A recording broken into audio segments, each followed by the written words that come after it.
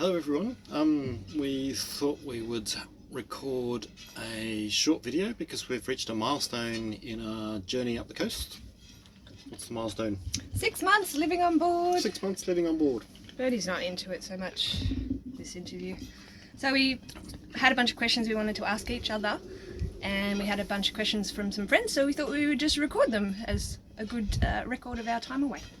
So we hope you enjoy them. We cover everything from our scariest moment, which is pretty scary, to our best moments and some of the practical stuff on the boat as well. So enjoy.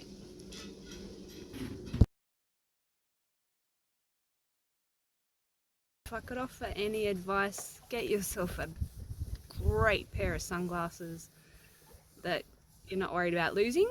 Not these ones. These ones are my nice ones for the camera. No, when I bought my sailing sunnies, they've been bloody fantastic actually. I'd just get yourself a bloody good pair of sunnies. So advice for somebody thinking about doing the same thing, I guess I have two bits of advice. One is set a date. There's so many people we know or hear about who are intending to but don't. Setting a date means that you need to go and you plan around that date. And the other is that the brains trust is out here in the other cruises, and we've spent a lot of time in northern New South Wales waiting for the border to open, which really forced us to get to know a whole bunch of other cruises at Iluka.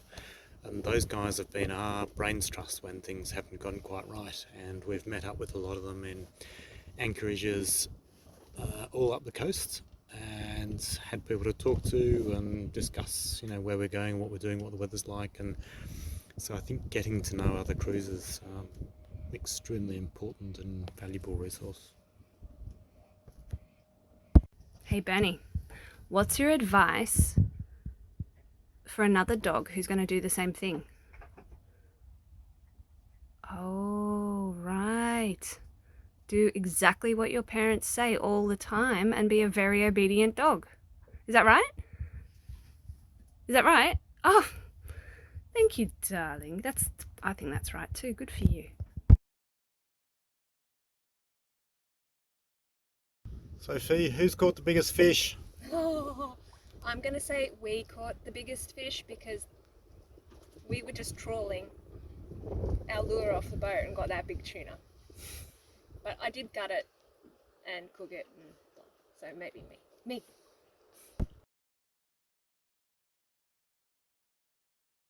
There's a lot. Okay, so it would be swimming on Great Keppel Island in this crystal clear water, and just thinking, oh my gosh, I'm finally in paradise. This is amazing. We outran winter. Catching my first proper sized tuna was awesome. Finally making it to Whitehaven was awesome. I don't know, it's all been just like awesome.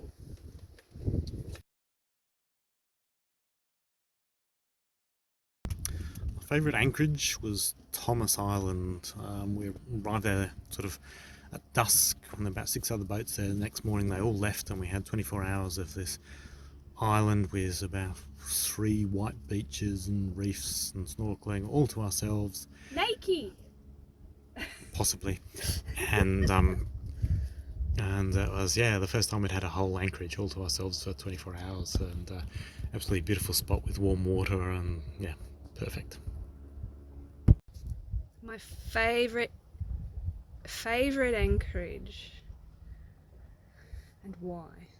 I'm gonna have to go back to Great Keppel because it's probably because the water was so clear and I caught some fish and I went swimming and we could walk the dog and he had the best time, and we went on those beautiful walks, and there's just so much to explore there. I think that's probably my favourite place. I guess anchorage wise it was a little bit rolly, but I think that's I want to go back there, so that's my favourite place.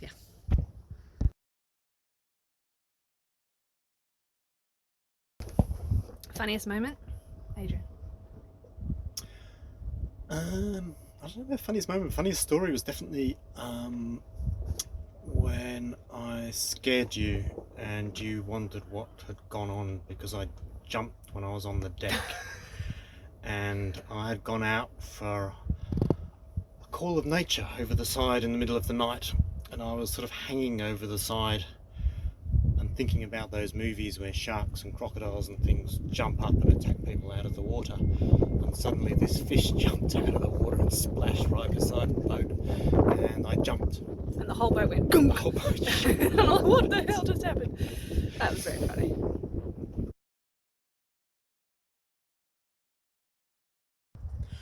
We have 200 amp hours of lithium batteries, which means that we can run them down to 10%, so it's 180 amp hours of batteries.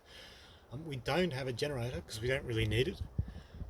We've got a 300 watt solar panel which on sunny days regenerates about 80% of the power we use during the day.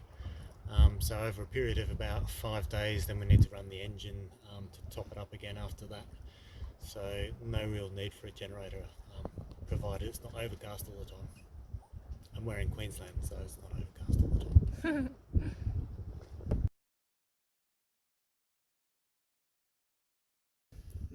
What is the one thing you thought you wouldn't get used to, but have?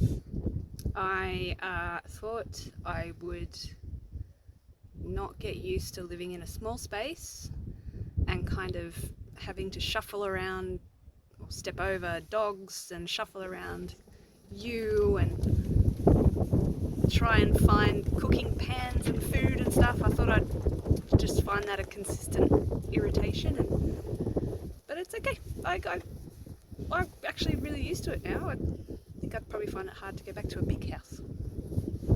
That'd be weird. There'd be space. That'd be weird. Anyway, that's what it is, yes. So the thing that I thought I wouldn't get used to but have got used to is bumping my head in getting through between the bathroom and the saloon area, because it hits me about here, and I've managed to get used to it because I now have a big callus here, so I just sort of bounce off each morning as I go through. Benny? Oh. Benny? Hey, Benny. Whoa! Hey, Benny, look! What did you get used to that you never thought you would? Oh, the paddle boards. You love the paddle board. Oh, yes, we have so much fun on the paddle board, don't we? Yeah. Oh, he's a good boy. So do we have a fridge, a freezer, watch TV? The fridge is in here, which curiously is not full of beer at the moment. Oh, veggies. And hello. The freezer is over here, which we can also run as a fridge, but we're running as a freezer. And we do have TV. But we never watched TV before, so we don't really watch TV now. We watch a bit of YouTube and a bit of Netflix, and that's it. Did you catch anything? Oh, Wi-Fi. We did have a Wi-Fi modem, and we put it up the mast to get a better signal, and it wasn't very well attached and it fell off, and now the fish have Wi-Fi.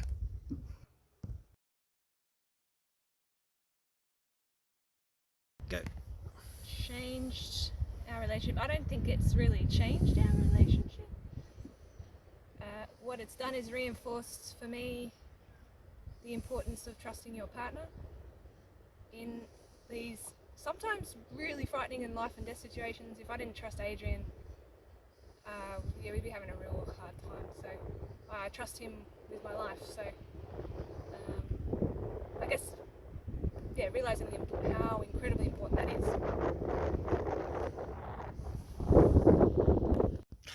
So how's the trip changed our relationship? I think in a lot of ways it hasn't, because we live together, we work together, we travel together before going on the trip. So living together in a small space together is just more of the time we enjoy. I think the thing that has changed is that we now operate a small sailboat together, so our teamwork has improved tremendously. When you're operating a small sailboat, you're making lots of decisions, doing lots of planning, and often in stressful situations and often with significant consequences if you get it wrong. And I think our ability to do that now has improved immeasurably, to the extent that we can now sail the boat together far, far better than either of us could sail it by ourselves.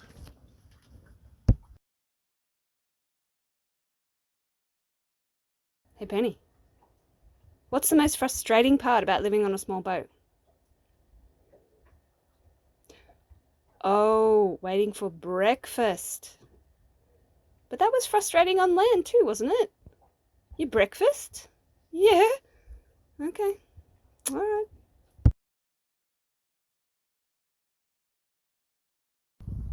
What's the one item on the boat I couldn't do without? It's a bit of a silly question, really. I mean, obviously there's sails. If it didn't have sails, it's going to be hard to go anywhere. I'd probably also nominate this chap. That's our auto helm, and he's been doing most of the driving actually since we left Sydney, so particularly in some of the really rocky passages that we've done that have been rolling all over the place, that would have been very, very hard work, and really, I mean, we would have been exhausted at the end of the passage. He's just looked after them and just driven us up the coast. So I think I'd nominate the chap that we haven't given a name for yet. Fred. Jeeves. Lots of names, but we haven't given him a name yet. Jarvis. But I think I'd nominate him as the thing we couldn't do without.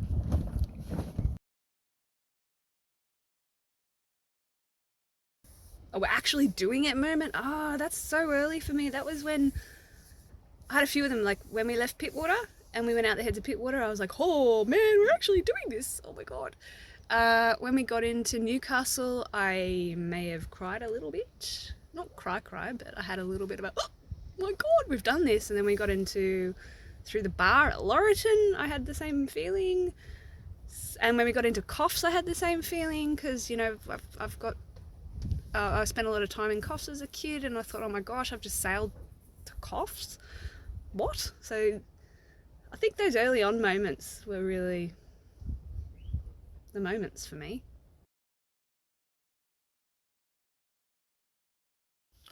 Practical questions. How do we do laundry? How do we shower? How do we make sure there's enough food? Showering, we just stand under the warm water. The warm water from the shower bag. From the shower bag. Yeah, so there's a bag of warm water and we stand underneath it. Sometimes. But otherwise we do have showers at the marina, obviously. How do we make sure there's enough food? I provision the boat. Because if I provision it, there's not enough food. He buys 2 carrots, a celery stick and a tin of beans for a week. No, I just provision, make sure we've got heaps of stuff. We've got heaps of storage, so there's heaps of stuff. And we do sprouts, we use powdered milk, we make bread, just kind of learned how to do all that stuff. So that works out pretty well for us. What was the other question? Washing. Laundry. We just don't. We just rewear clothes. Yeah, we rewear clothes. Oh, Jesus, stop that. No, we just wait till we get to marina, so we can probably go 3 weeks at a pinch without washing stuff. We've got enough stuff to go for that long, so yeah, it works. We don't mind each other's. Okay, speaking for myself. And we wash up in salt water and spray off with a bit of fresh water if we're conserving water. Because we've only got about 100 litres of water, plus 40 litres in jerry cans, so 140 litres of water, which lasts us about 2 weeks. And if it rains, we can catch rainwater. But we're in Queensland, so it never rains. Hasn't rained for ages, though. But we're fine. You know, water's easy.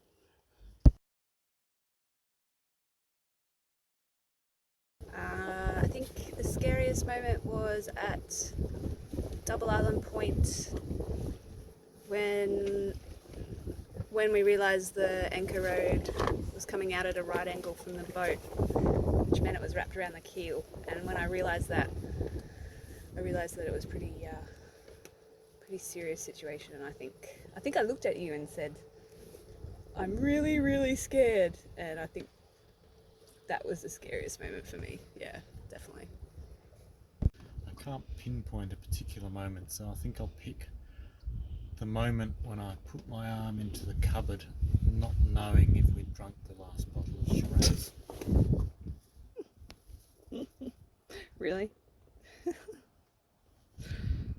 You're so brave.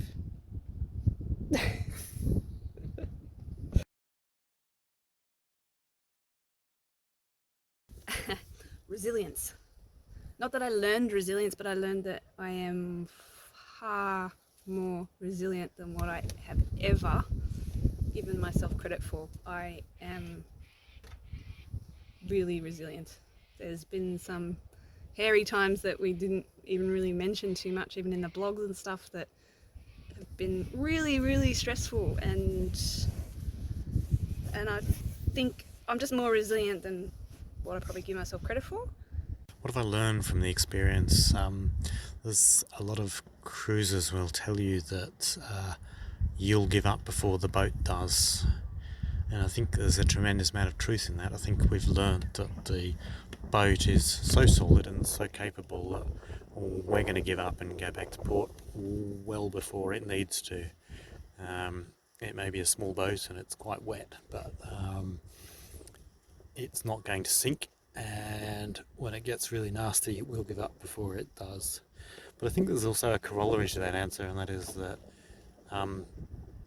if I was to give up, then that sort of means that Fee gives up too, because she'd then be without a partner to do it, and vice versa. So I think the corollary of that is that it's a team effort, and Fee and I together are the most important part of keeping this journey going. So teamwork is the thing that I've learnt is the most important thing on the boat, and provided we can find a way through the issues that we face together and a way of enjoying the experiences that we have, then we'll keep doing this for a very long time.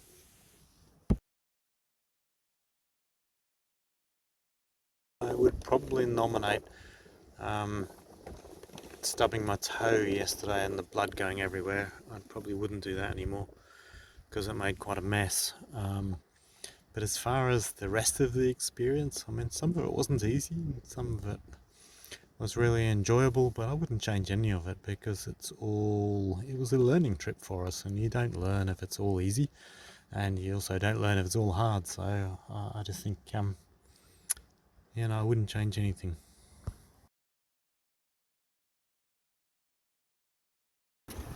So do you miss work? No.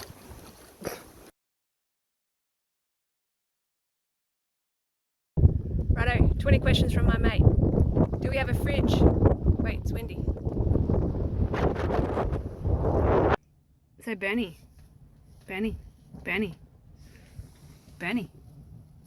is asleep.